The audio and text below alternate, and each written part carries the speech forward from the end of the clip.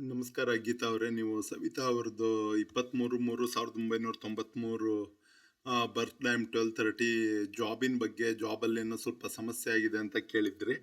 ಜಾಬಲ್ಲಿ ಸಮಸ್ಯೆ ಆಗಿದೆ ಅಂತ ಅಂದರೆ ಏನು ಸಮಸ್ಯೆ ಆಗಿದೆ ಅಂತ ಗೊತ್ತಿರೋದಿಲ್ಲ. ಅದು ಸ್ವಲ್ಪ ಕ್ಷಣಿಕವಾಗಿ ಆಗಿರುತ್ತೆ ಅಂತ ಅಂದ್ಕೊಳ್ಳೋಣ. ನೀವು ಇದು ಬೇಸಿಕಲಿ ಏನಂದರೆ ಲಗ್ನ ನಿಮ್ಮದು ಮಿಥುನ ಲಗ್ನ. ಆಮೇಲೆ ಚಂದ್ರ ಬಂದು ಇದರಲ್ಲಿದ್ದಾರೆ, ಮೀನದಲ್ಲಿ ಚಂದ್ರ ಇದ್ದಾನೆ. ಉತ್ತರ ಭಾದ್ರ ನಕ್ಷತ್ರ ನಿಮ್ಮದು. ಚಂದ್ರನ ನಕ್ಷತ್ರ ಯಾರು ಕೇಳಿದ್ರೆ ಉತ್ತರ ಭಾದ್ರ ನಕ್ಷತ್ರ. ಆಮೇಲೆ ಲಗ್ನ ಯಾರು ನಮ್ಮ ಗುರೂಜಿ ಕಾರ್ಯಕ್ರಮಗಳನ್ನು ನೋಡಬೇಕಾದ್ರೆ ನಿಮಗೆ ಮಿಥುನ ಲಗ್ನ ಅನ್ನೋದು ನೆನ್ಪಿಟ್ಕೊಂಡು ಟಿ ವಿ ನೋಡ್ತಾ ಇರ್ರಿ. ಗುರೂಜಿ ಹೇಳೋ ಎಲ್ಲ ವಿಡಿಯೋಗಳನ್ನು ಈ ಪರಿ ಕೇಳೋದ್ರಿಂದ ನಿಮಗೆ ಅದು ಅನುಕೂಲ ಆಗುತ್ತೆ. ಸೊ ಈಗ ದಶ ಯಾವ್ದು ನಡೀತಾ ಇದೆ, ಅದು ಚೆನ್ನಾಗಿ ನಡೀತಾ ಇದೆಯಾ ಇಲ್ಲ ಅಂತ ನೋಡೋಣ.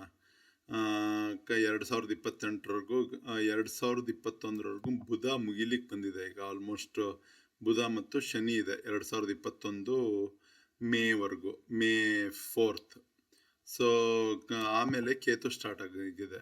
ಬುಧ ನಿಮಗೆ ಏನಾಗಿದ್ದಾನೆ, ಬುಧ ಎಲ್ಲಿದ್ದಾನೆ ಅಂತ ನೋಡೋಣ.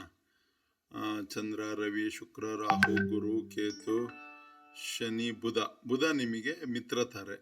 ಬುಧ ನಿಮಗೆ ಮಿತ್ರತಾರೆ ಅಂದರೆ ಚೆನ್ನಾಗಿರುತ್ತೆ. ಬುಧ ಮತ್ತು ಶನಿ ಎಲ್ಲಿದೆ, ನೈಧನ. ಓಕೆ, ಈಗೇನು ಏನಾರು ಪ್ರಾಬ್ಲಮ್ ಆಗ್ತಾ ಇದ್ದೆ ಅಂತ ಅಂದರೆ ಅದೇನು ಭಾಳ ದಿನ ಇರೋದಿಲ್ಲ. ಈ ಏಪ್ರಿಲ್ ಎಂಡ್, ಮೇ 4ನೇ ತಾರೀಕಿಗೆ ಈ ದಶನೇ ಮುಗಿದು ಹೋಗುತ್ತೆ. ಸೊ ಅಲ್ಲಿವರೆಗೂ ಸ್ವಲ್ಪ ಸಮಾಧಾನವಾಗಿ ಸಾವಕಾಶವಾಗಿ ಕಳೀರಿ.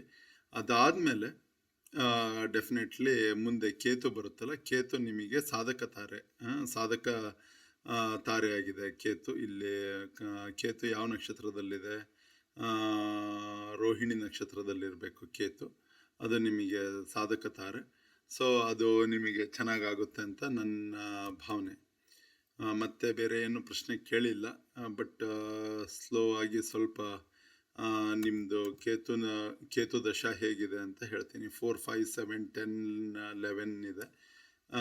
ಸಾಧನೆ, ನೀವು ಕಷ್ಟಪಟ್ಟು ಸಾಧನೆ ಮಾಡಬೇಕು.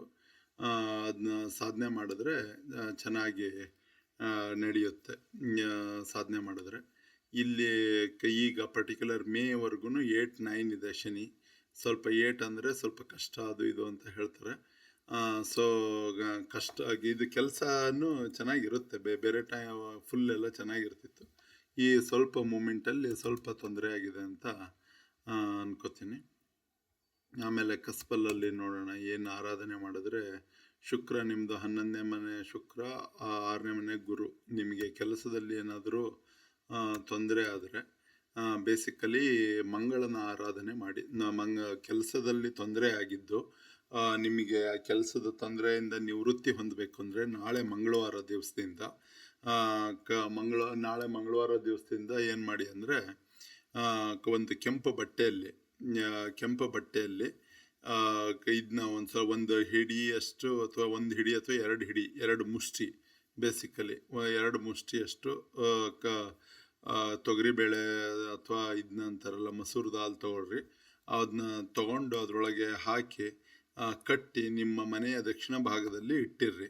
21 ದಿವಸ ಆದಮೇಲೆ ಅದನ್ನ ತೆಗೆದು ಇದಕ್ಕೆ ಉಪಯೋಗಿಸ್ಕೊಳ್ರಿ. ಅದನ್ನ ಪಾಯಸನಾರು ಮಾಡಿರಿ, ಏನಾರು ಮಾಡಿರಿ, ನೀವು ತಿಂದು ಬಳಸ್ರಿ. ಇದು ನಿಮ್ಮ ಕೆಲಸದಲ್ಲಿರೋ ಪ್ರಾಬ್ಲಮನ್ನು ದೂರ ಮಾಡಲಿಕ್ಕೆ ಸಹಾಯ ಮಾಡುತ್ತೆ. ಆಮೇಲೆ ಮದುವೆ ಎಲ್ಲ ಮತ್ತೆ ಯಾವಾಗಾದರೂ ಮಾತಾಡಿದಾಗ ನೋಡೋಣಂತೆ.